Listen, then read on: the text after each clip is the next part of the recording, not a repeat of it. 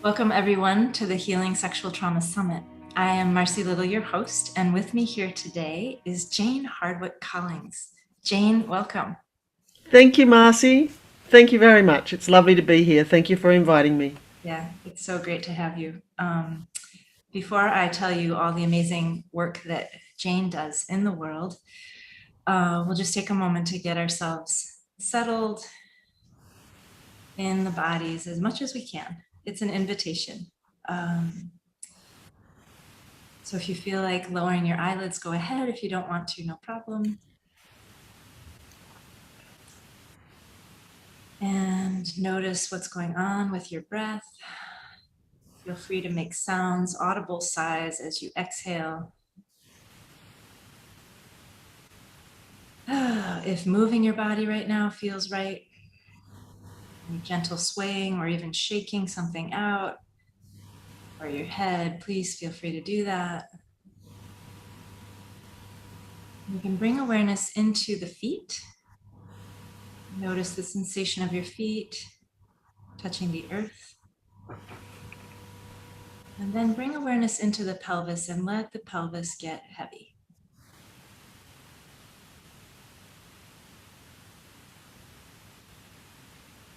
Wonderful. Bring yourself back. When you're ready, if your eyes are closed, feel free to open them. Jane and I are here. And if at any point during the interview you just notice your body starting to feel a little out of sorts or tight or hard to breathe, or you feel like you just have to get up and move, give it a pause, get up, take care of yourself, do whatever you need to do, and then come on back if you're ready and when you're ready. All right, Jane Hardwicke Collings, I am so excited that you are here. Jane sees herself as an agent of the goddess, a priestess at the altars of transformation. Boom, right there. She carries 3 lineages. The first is home birth midwifery, ancient wise woman practices passed down the generations that she learned from Maggie Lecky Thompson. She also carries Shamanic Teachings and Practices from EarthSong that she learned from James Harvey, also known as BlackBear and Cedar Barstow. And Shamanic Midwifery, the teachings and insights of the late Jeannine Parvati Baker. Jane is a post-menopausal mother and grandmother. She was an intensive care and operating theater nurse and a home birth midwife for 30 years. Now her work focuses on teaching the women's mysteries and writing about them. And we'll hear more about that later. She gives workshops on mother and daughter preparation for menstruation, the spiritual practice of menstruation, and the sacred and shamanic dimensions of pregnancy, birth, and menopause. She founded and runs the School of Shamanic Womancraft, an international women's mystery school. All right, Jane, there's a lot of power in what you do. Just reading it, is like, woo, a lot going on. Yeah. Absolutely. I'm very busy and on a mission. Yeah, busy and on a mission. And it's like you were on a mission for a long time, and then your mission shifted and changed. Yes, it did. And it changed at menopause. Yeah. Actually, the beginning of it, so perimenopause, before the actual last period. But everything changed, as it does.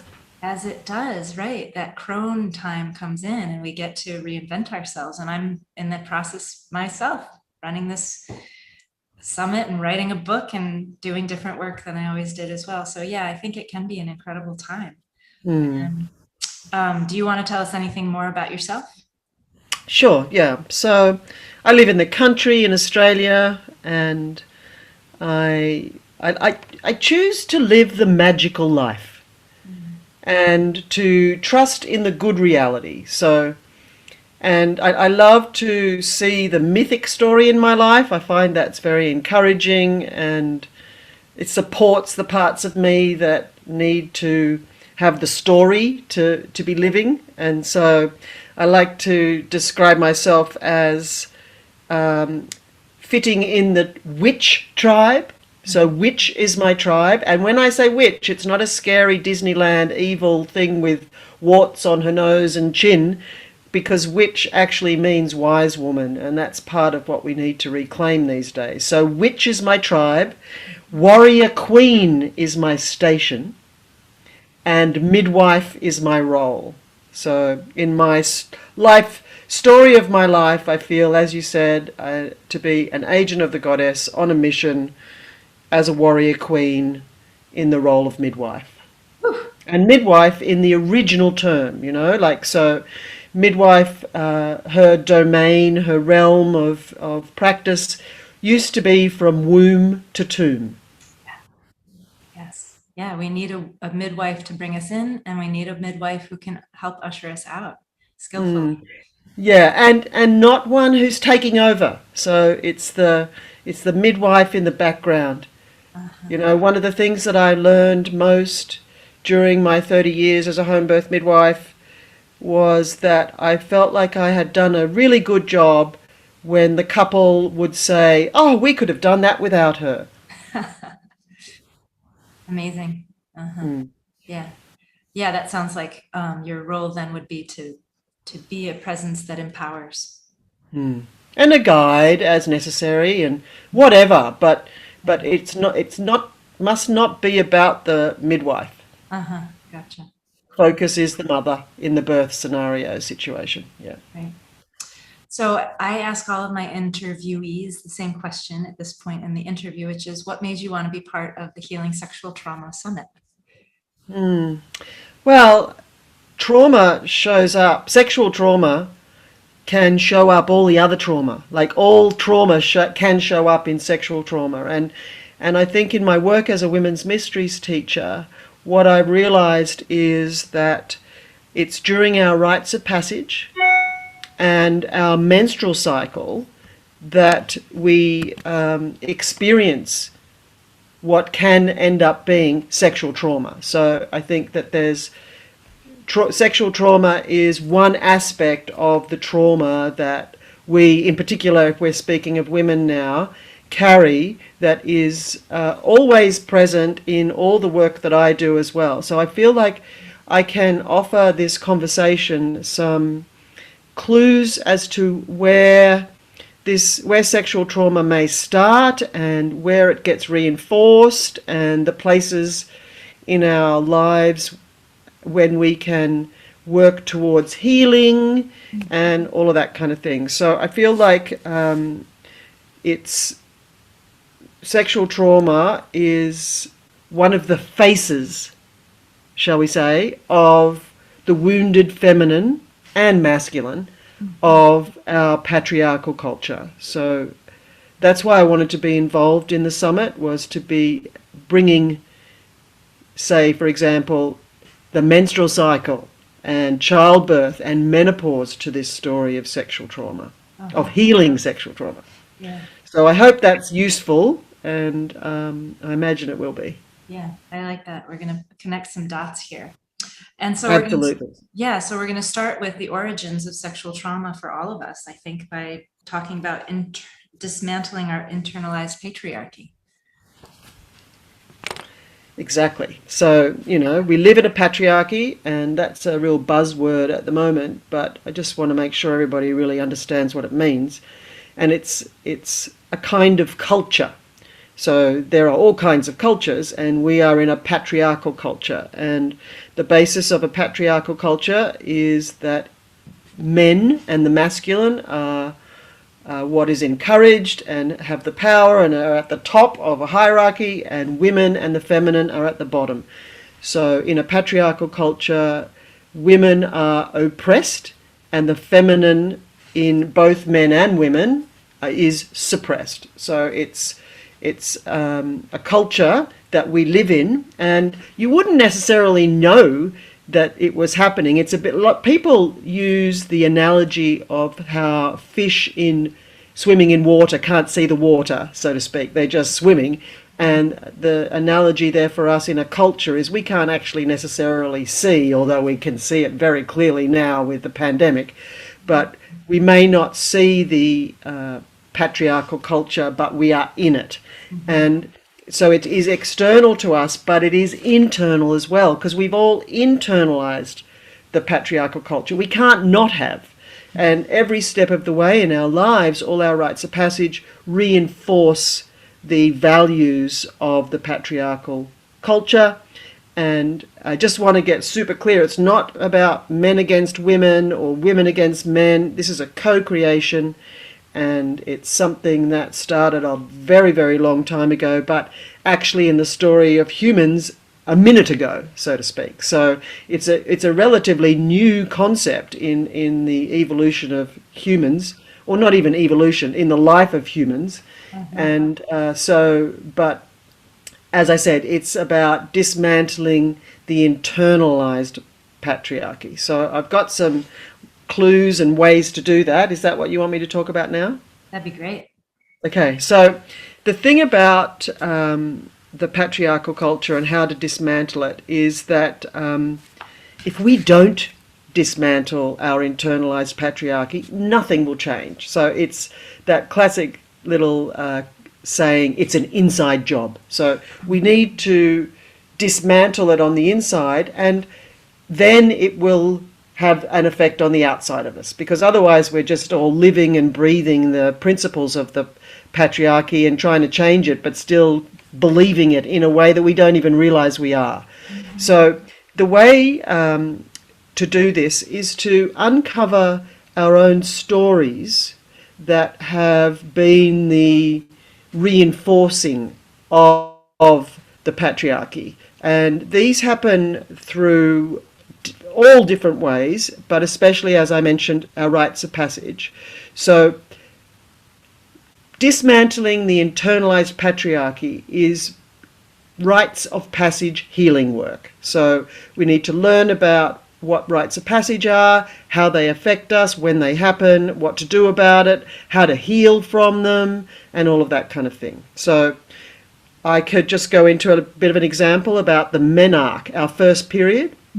So obviously that's not our first rite of passage. Our first rite of passage is our birth, when we're born, and then we are born into whatever we're born into. And it will be a patriarchal family, whether they realize it or not.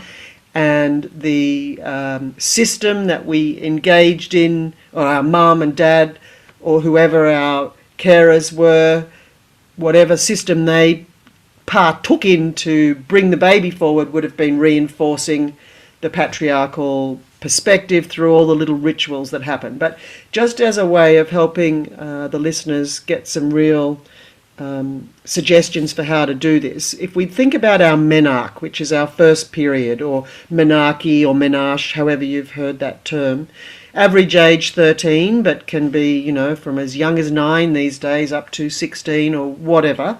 So with our first period is our rite of passage, or our initiation into womanhood.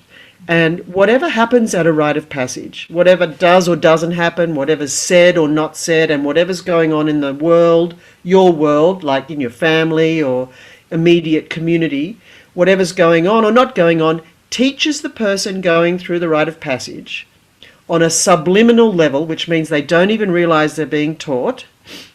They're taught by what happens and doesn't happen, how the culture values the next role we're going into. So at menarche, it's womanhood. And so we learn through our experience how our culture values woman, and therefore how to behave to be accepted by the culture. So this also happens at every pregnancy, because every pregnancy results in a birth. Whatever ends the pregnancy is the birth, abortion, miscarriage, etc. And menopause as well. And I don't know lots about death, but I've heard plenty of stories of people who've had near-death experiences that report a similar sort of situation at that rite of passage, where it's a teaching or a learning. And many traditional cultures say that our life is preparing us for death. So we'll see what happens then. But back to menarche. So the thing about a rite of passage is that if we forget to honor a rite of passage, like, so if you had your period start and nobody bothered to acknowledge it, or it went under the radar, or you had the usual experience, which is, oh, here's the pads and good luck and welcome to the curse and all of that kind of stuff, that if we don't have an honoring rite of passage, whatever happens is the rite of passage. So that's the key issue here. So if we haven't had a rite of passage, whatever happened was the rite of passage, and it teaches us how we're supposed to behave to be accepted. So I've given some clues there about the usual story for menarche. For women, certainly your age and my age, and even the few generations beneath you, it hasn't actually been a very conscious process for women to get, girls to get initiated into womanhood. It's been where it's more of an initiation into menstrual shame rather than womanhood. So for the listeners, the way to unravel this and learn from this and heal from this is to recall your story of your first period. So maybe it'll be around, what happened, where you were, what you thought, who helped you, who didn't, whatever, when you first saw the blood on your undies. But it also encompasses the preceding experience. Like, so were you prepared? Did you even know what it was? And then who helped and who didn't? And then what happened in your menstrual cycle as a result of that? So, because whatever happens at the beginning of something sets up what will unfold. So our menarche affects how we experience our menstrual cycle. So for the healing aspect of this, we need to recall the story and then write it out, write it as a journal piece, and maybe come back to it a couple of times, because often what happens is you remember more details. And then to figure out what that experience taught you about being a woman. And it'll be the answer to that question will be hidden within the things that people said, or more so how you felt. That you felt unimportant, or you felt you had to be quiet, felt you had to hide it, or whatever.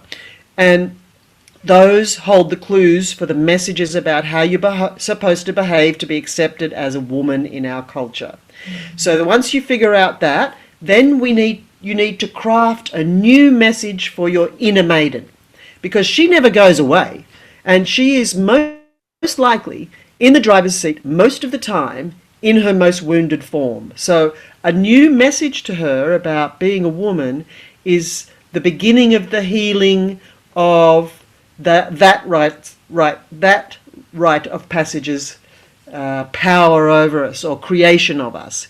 Because what happens at a rite of passage is, and this is the key, rites of passage create and reinforce culture on the inside by the mindset that it creates.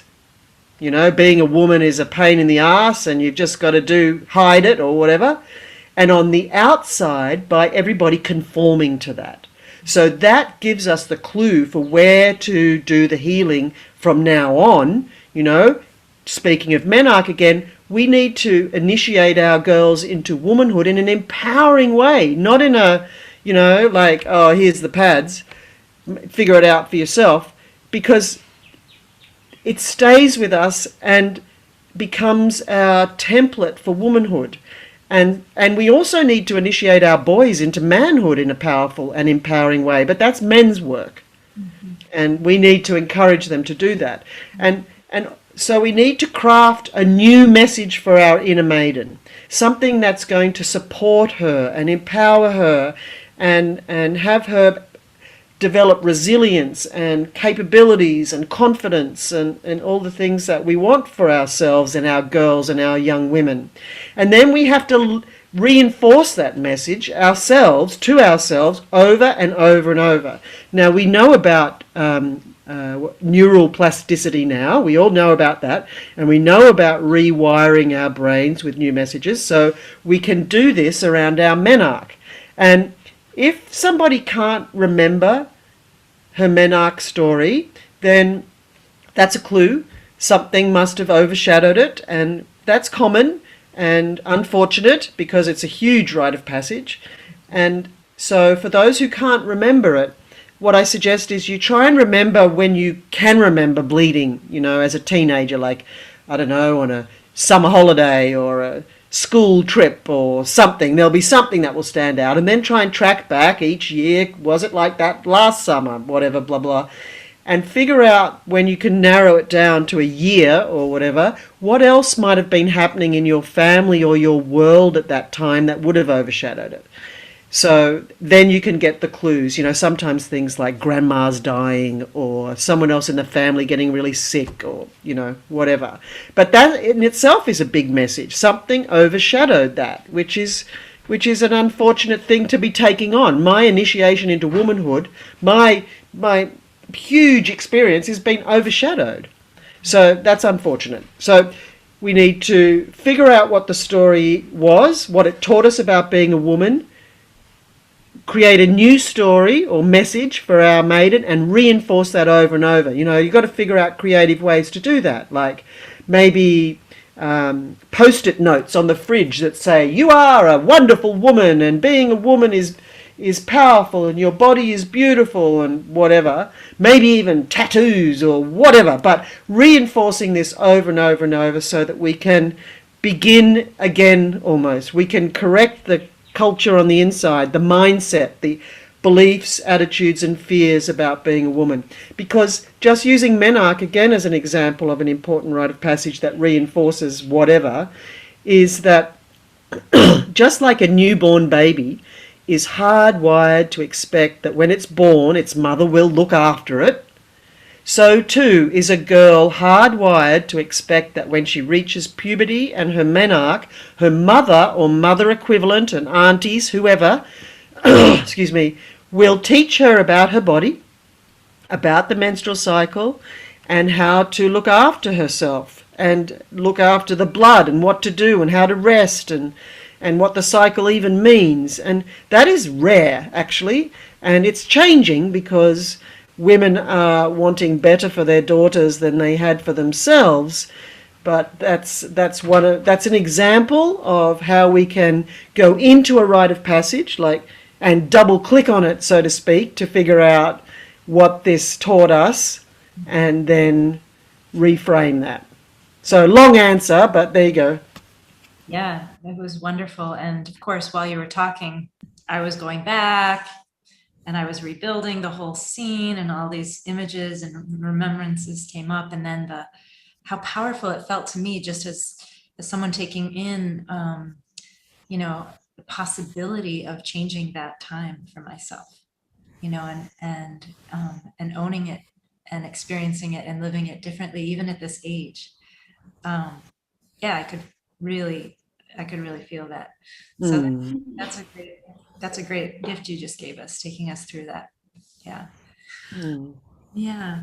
And you did mention menstrual shame, and I think you want to tell us some more about how to banish menstrual shame. And first, I think, you probably want to make some connections for us about, well, what is menstrual shame? Why do we have it? I think we've got a pretty good idea with this whole patriarchy business, but go ahead.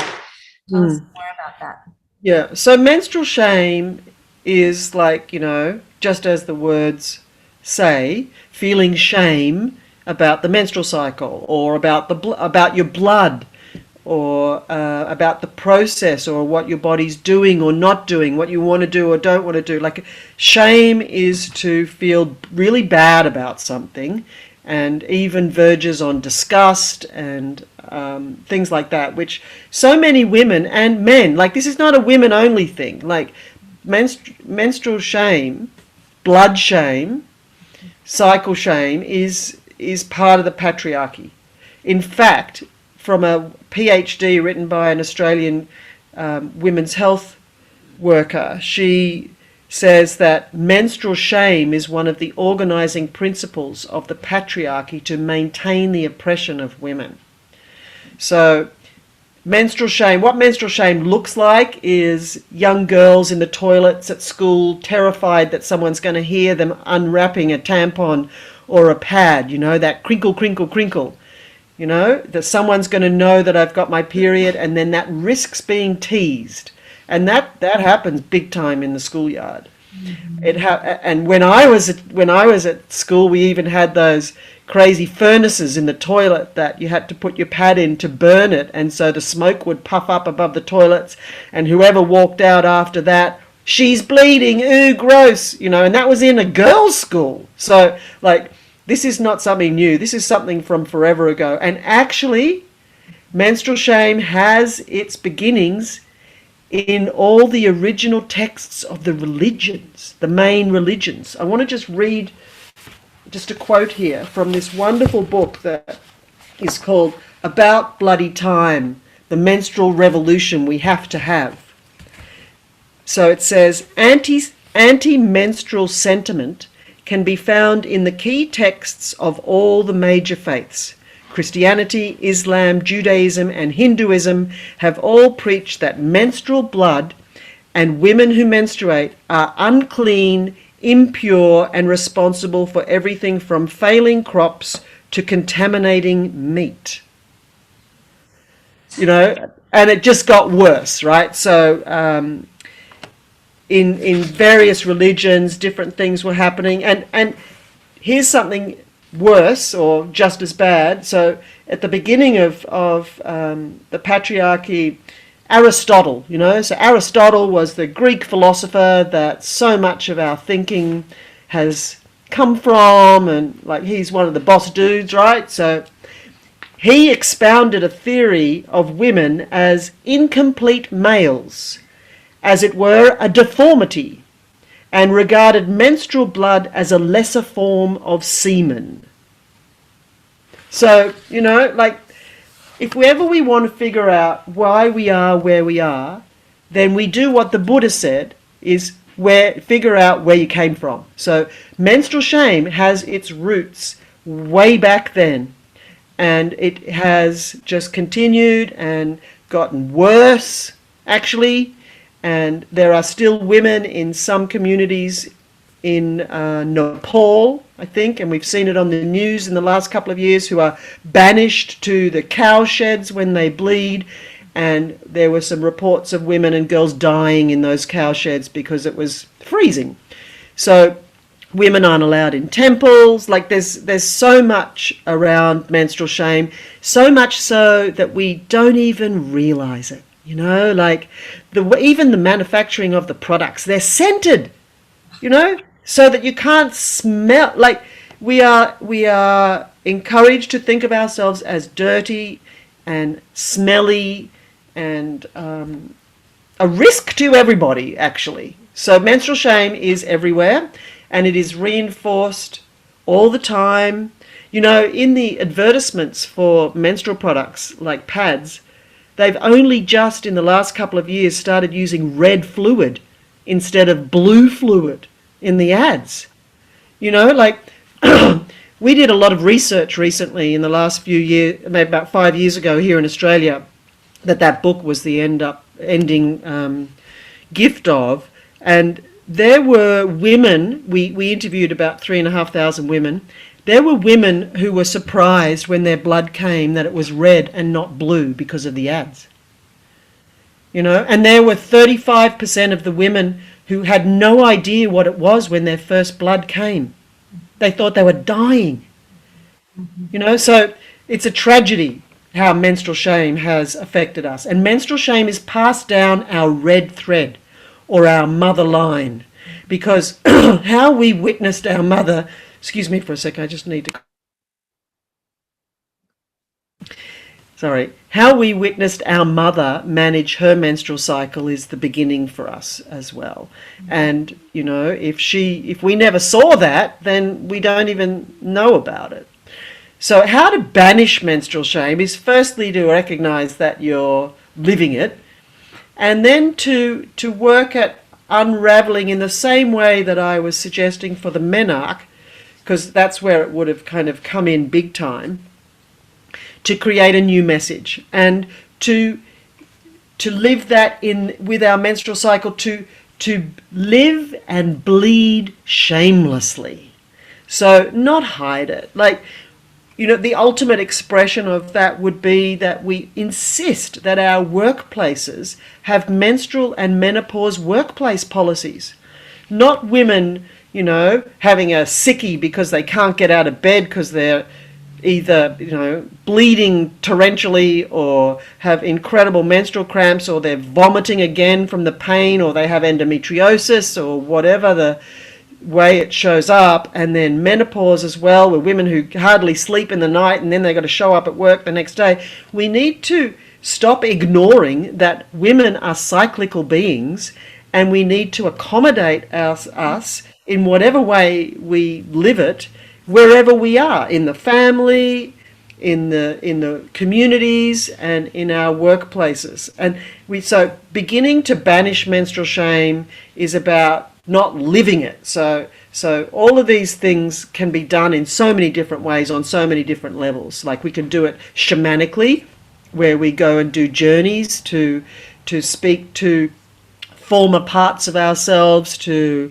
update her and say, it's okay, little me, it's all right. We can tell people that we're bleeding, and that's why we don't want to go swimming, for example. You know, so it's about being real about what it means to be a woman, because I think in our patriarchal culture we have had to prove ourselves as women. Like, equality of men and women has been based on women being able to do what men can do, not women being women. So much to be done to banish menstrual shame. And menstrual shame leads to body shame. And body shame leads to low self-esteem, body dysmorphia, wounded behaviours including eating disorders, self-harm, and for teenagers, risky and dangerous sexual decision making. So here you can see where the trauma can start for sex. Sexual trauma can begin with menstrual shame, because if you're not taught to value your body, what difference does it make what you do with it, you know? So sexual trauma can have its origins right there with menstrual shame. And actually, I think menstrual shame is probably foundational in all the shit that's going on with women in the patriarchal culture, because we are discouraged from appreciating our bodies and seeing the miracle of it. And then this all shows up in how we give birth. You know, the majority of us go into childbirth doubting our body. We're supposed to go into birth thinking, I am a miracle worker, and all I need to do is let go and surrender and trust my body. How often that happens now is like nearing zero. And then menopause, well, that's where it all comes out if it hasn't already. So menstrual shame is like a cloud over the top of all of us, everywhere. And even women who are feeling menstrually emancipated will still have, definitely in their her story or their history, the stories of this. And I bet you there'll be some parts of it that still remain, even when one is feeling like they bleed freely or whatever. So there's always going to be another bit. And this has to happen on an individual level, and again on the inside, and then on the outside by how you behave. But we need to create, and you're doing it here, communities for women to talk about this thing, because so we tend to imagine we're the only one. You know, so when women start to talk about all this kind of stuff, they realize, oh shit, this is happening to everybody. It's not just me. I'm not broken. There's not something wrong with me. This is a thing. Mm-hmm. So the more we work together with this, the more we can banish menstrual shame on the inside and then on the outside. And like, this has to happen with proper menstrual education at schools. You know, like here in Australia, and it's been a menstrual education in high schools it still is a bit, but it's changing. It was the domain of the main companies that made the menstrual products. So it was a product placement exercise. Because, you know, like, once a stay-free girl, always a stay-free girl. So, you know, we need to have proper menstrual education in schools for girls and boys.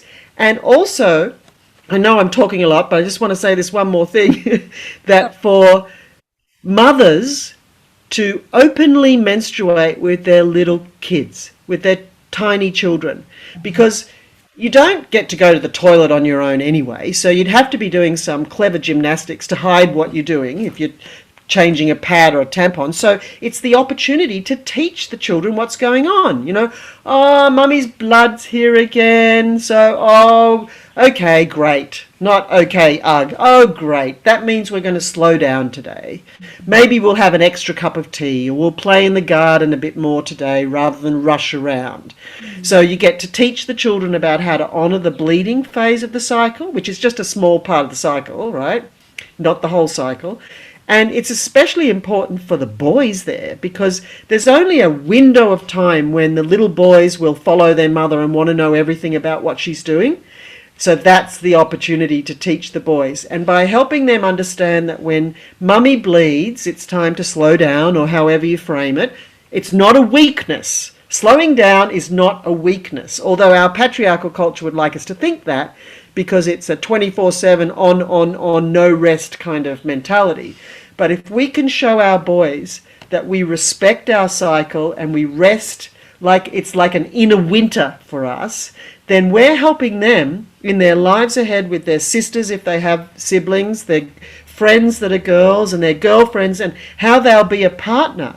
You know, there are many, many men who end up in relationships with in a heterosexual relationship with their partner who have no idea about what the menstrual cycle is, because their mother never told them. They went to an all-boys school and they might have had a science lesson on it, but they've got no idea how women are. And then, you know, the majority of girls and women are on the pill or some other hormonal contraception. So the menstrual cycle is kind of like this relic that we're even encouraged to suppress.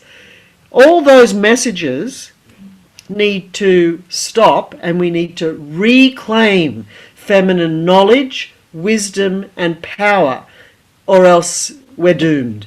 And actually, in our current situation in our world, where we know we have to live in a much more honouring earth honouring way and sustainable way, like we have to do that. Like, it's probably too late to make any big changes, but just in our everyday we need to do that.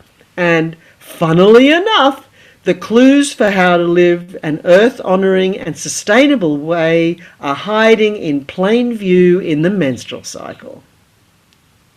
Say more.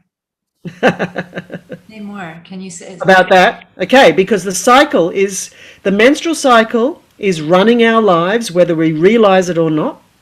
And it's also running the life of everybody who lives under the same roof as us. And if you don't believe that, just ask them. And it's a cycle. And a cycle, everything goes through a cycle. Same thing, just different speeds. So the menstrual cycle, it does the same thing. So a cycle goes through birth, growth, full bloom, harvest, decay, death, rebirth, growth, full bloom, harvest, decay, death, over and over and over and over. So that happens in a day, that happens in this conversation, it happens in the lunar cycle, the phases of the moon, it happens with the earth seasons, it happens with our life seasons, and it happens in the menstrual cycle. So the easiest way we understand the menstrual cycle is to understand the earth seasons, and everybody gets what's spring, summer, autumn, and winter mean. And it may be that wherever we live, actually there's no spring and no autumn, but just all summer and all winter or whatever. But we all have a bit of a grasp of the understanding of the archetypal seasons of spring, summer, autumn, and winter. Well, that's what happens in the menstrual cycle. We have our inner seasons, as it were. And most menstrual educators these days are teaching teaching about the menstrual cycle in this way as inner seasons, because everybody gets it. So the menstrual cycle is average 29 days, the same as the moon, which is an interesting clue. And it can be longer or shorter, and that's fine, whatever it is. But it starts, day one starts with the blood. So not spotting, but blood flowing. And that is like midwinter for us. It's like the equivalent energy of midnight. So it's the time to rest, you know. It's not like what they say in the tampon ads, where you wear tight white clothes and go horse riding or mountain climbing. That is not what our body is telling us to do. So Step number one, listen to your body. Don't override it. We've been taught to override our body, which is the same as the earth. We've been taught to override the earth, use it as a resource, not something to care for. Same with our bodies, because we are all as if the earth. So just quickly, the inner seasons are, the cycle starts with winter when we need to rest, and when the blood stops flowing or starts to slow down, then we're into our spring and our energy's rising, and then we come to the summer, which peaks with ovulation, which is equivalent to midsummer or midday or full moon. It's our peak.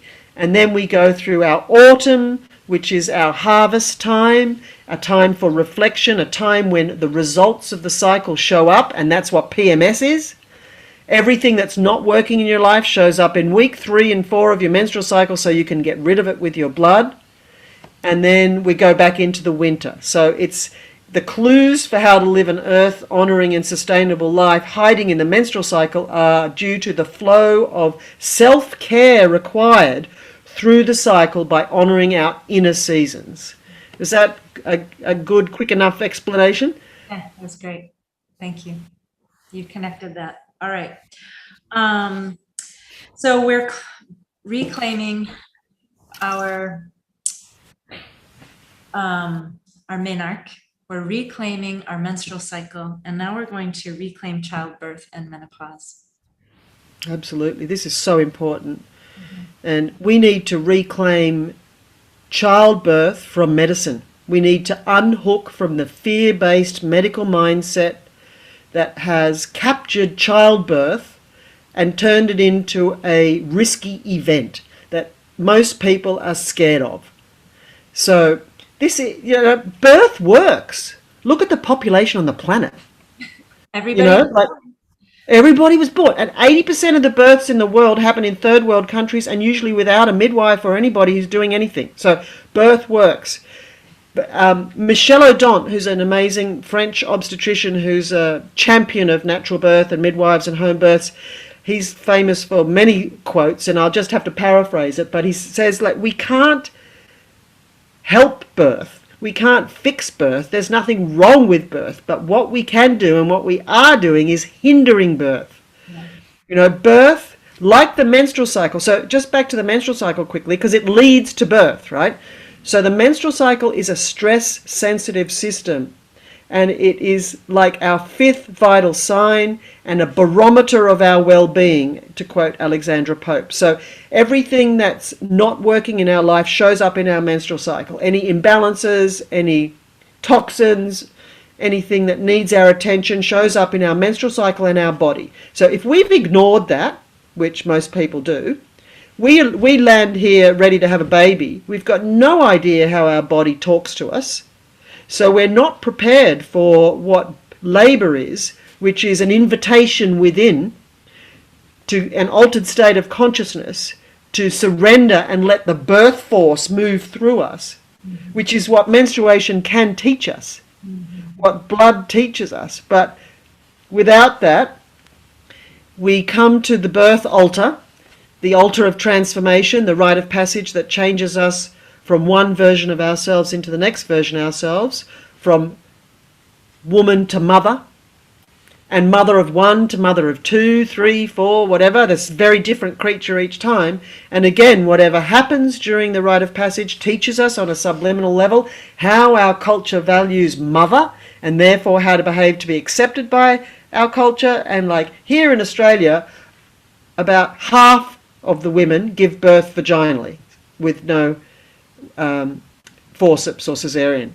Most of them have drugs.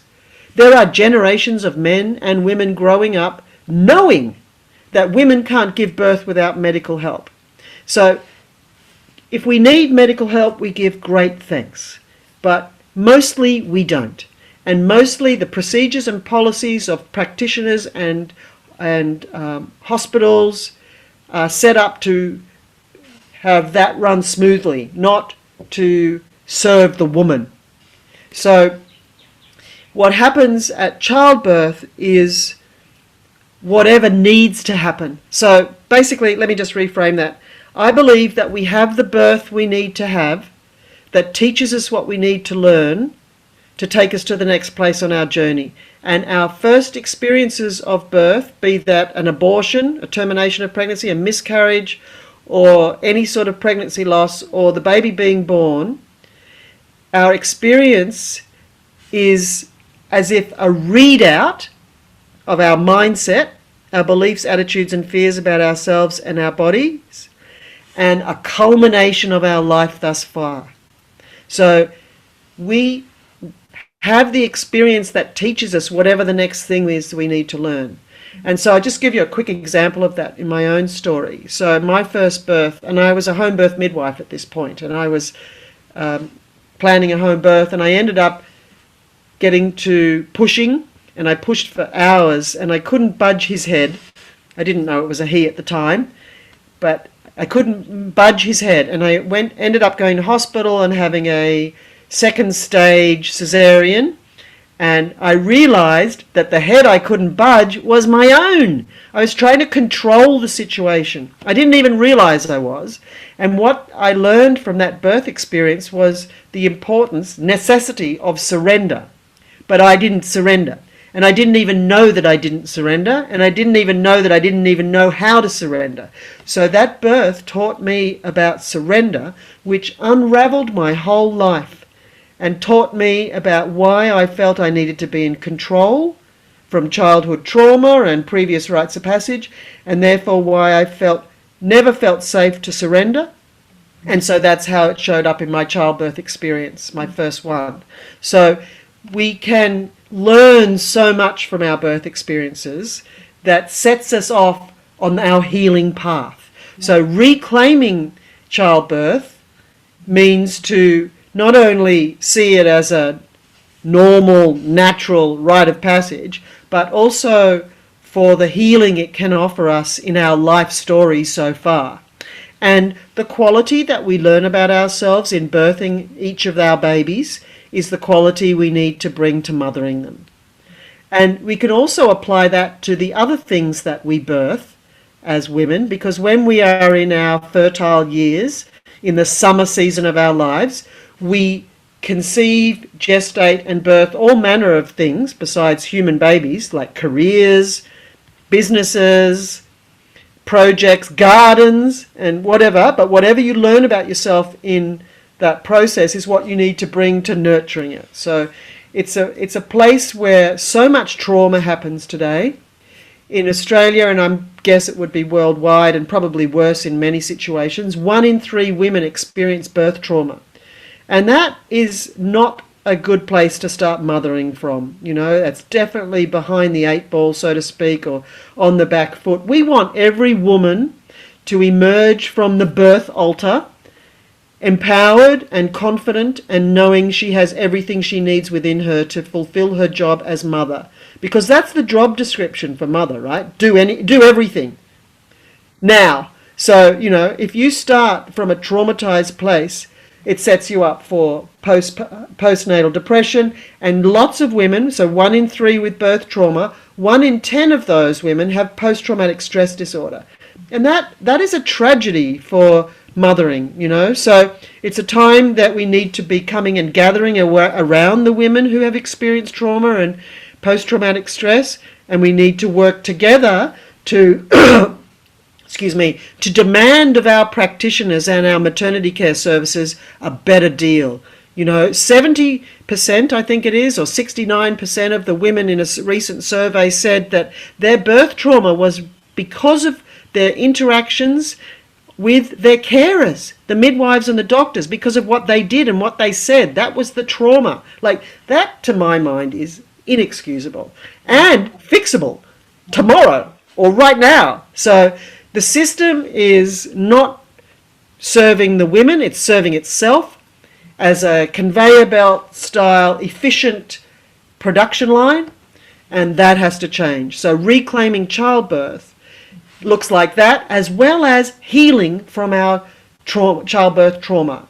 And trauma doesn't have to look like something like super bad. You can be traumatized by the disrespectful way someone speaks to you when you're in your most open and vulnerable space. So we need to change the system That's what we have to do. Heal our inner world in preparation for birth and do the healing after the birth so that we can get the teaching. Because if we can get the teaching, that's the gift.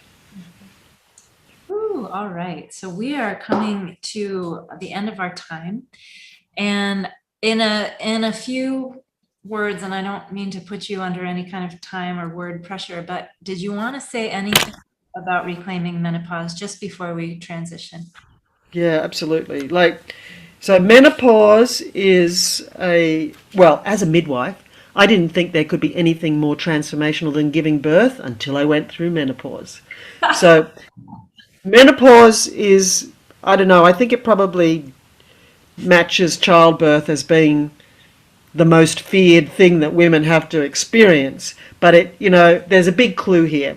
Anything to do with women or the feminine that's put down or feared or invisibilized or made a joke of is a clue that it holds power.